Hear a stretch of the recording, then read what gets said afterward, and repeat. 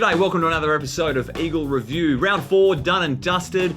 After the 24-point loss to the Blues, Rochi, the club find itself in 1-3. Everyone tipping for them for a big year. Early days, but at the moment joined with 7 other teams in that one-win category. What are your thoughts? Well, mate, look, I can't remember the last time the Eagles have lost 3 games at home throughout the whole year, let alone the first month of the season. But we've got some good signs ahead. Okay, we play the Doggies, we play Port, Brizzy, the Kangas at home, and the Giants. So we're hoping we can get back on track. Senior coach John Worsfold spoke on Channel 7 News during the week. It sounds like him and the coaching department really had their expectations, mid-range with all the injuries and the tough run they had early doors in this 2013 season. We certainly would have liked at least one more win on the board at this stage of the year, and then we would have been satisfied with where we were at. This year we thought Fremantle at home, always tough. Hawthorn, we see why they're premiership favourites, and Carlton were very good. It was a very even game on Saturday night that Carlton grabbed their chances and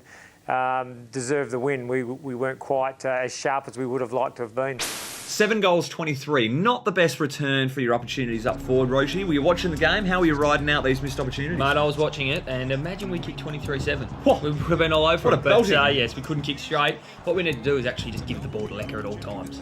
If we get it to Lecker anywhere inside 50, it's a goal.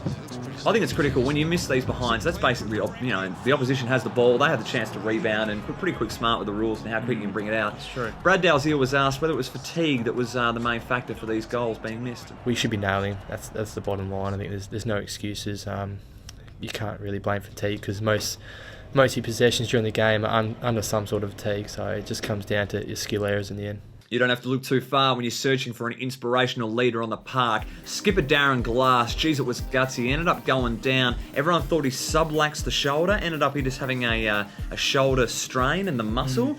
But ended up playing out the game. Big way up whether you keep him on as a sub or not, Rochi, but great the captain went on. No, you probably need to leave Classy on there. If he can do anything, you just leave him out there because he's inspirational.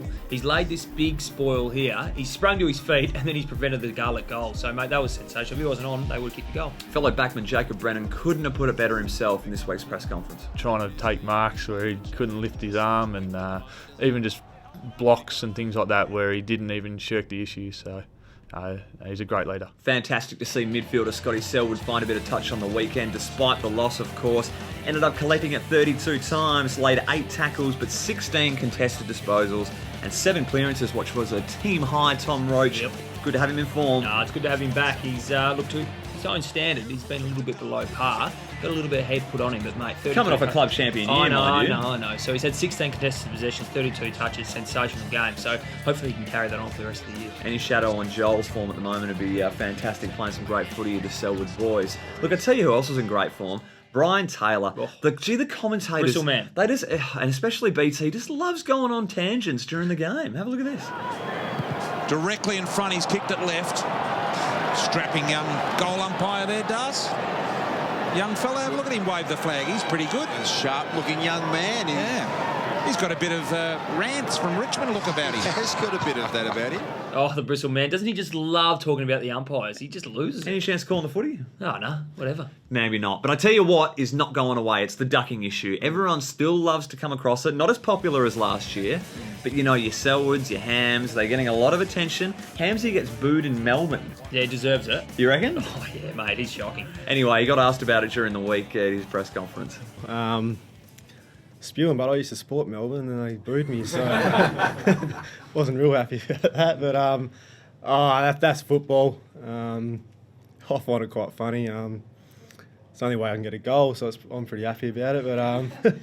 But definitely helps being 4 foot, and I definitely. Yeah, don't go out there to try and get head highs or anything like that. Magic moment time. Ooh, get excited. Can't go past Daniel Kerr. Goal of the round nomination. I'm not sure if he'll take out the car again, but when this was put through with a minute and a bit in the third, goosebumps all over me body, mate. It was fantastic. Mate, it was sensational. He meant that. Okay, it wasn't a fluke goal. Right, but Didn't spin right. It didn't spin right. He meant it. He's going for goal. I think so. So fair call. Now, my magic moment. Hilly's gone for it. He's tapped the ball beautifully onto Lecker for a great goal. But Lecker during the week reckons he dropped the mark and he just cleaned up his mess. Sounded about right. No, I think he meant it. So great magic moment. But if you don't like that one, mate, here's a darling flick. How many now? Mate, he just loves it. Clocking them up. Quickest way to get back on your feet. Big game, Saturday night, Amy Stadium, taking on the undefeated Port Adelaide. Didn't think I'd be saying that one this season. Let's have a look at the ins and outs. Vice-Captain Beau Waters has been brought into the side, overcoming his calf complaint. Mitch Brown also been included into the back half. He's making way for Will Schofield, the surprise omission for the week.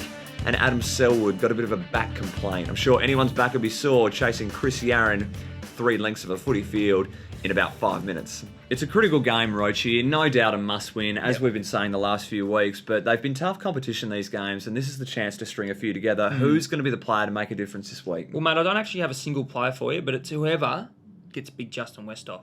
Oh, Woosha actually named who was playing on Justin Westhoff. Did you hear during the week? I don't watch much. Take a listen. One of our defenders will play on him. Yep. Geez, thanks, Woosh. That's really narrowed it down for me, mate. Now, Thumper, your match winner? Oh. Midfielder? Is that all you got? I think so. Look, in case you missed it, last week, Channel 7 Game Day showed a very cool piece with Jan Schofield and Michelle Shuey, a couple of mothers of the boys, and they were talking about a couple of losses that the families have endured over the past couple of seasons. Real touching story and a great view. Yeah, great view. So get to the website and have a look at that if you missed it. And also, that is the last known interview with the beard, the Schofield beard. So, it's worth a look. 10,000 hits right there. Now, hooroo, till next review.